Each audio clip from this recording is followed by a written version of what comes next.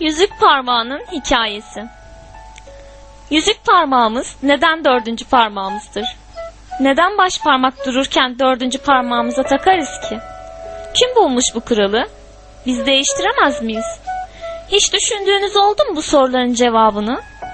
Tüm bu sorulara Çinlilerin verdiği güzel bir cevap var. Çinliler şöyle diyor.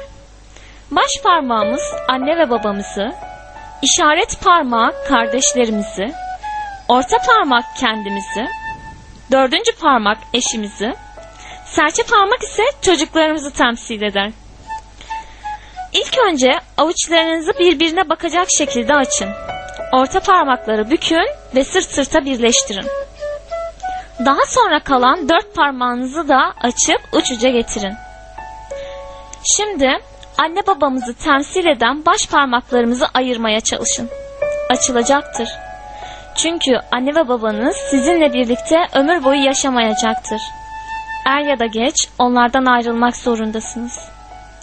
Baş parmaklarınızı önceki gibi birleştirip kardeşlerinizi temsil eden işaret parmaklarınızı ayırın. Onlar da ayrılacaktır. Çünkü kardeşleriniz kendi ailelerini kurup ayrı bir hayat seçerler.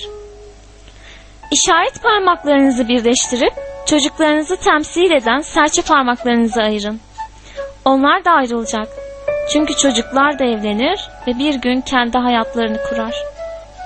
Son olarak serçe parmaklarınızı birleştirip eşinizi temsil eden yüzük parmaklarınızı ayırmaya çalışın. Ayıramadığınızı görünce şaşıracaksınız. Çünkü karı kocalar hayat boyu bir arada yaşarlar. İyi günde ve kötü günde.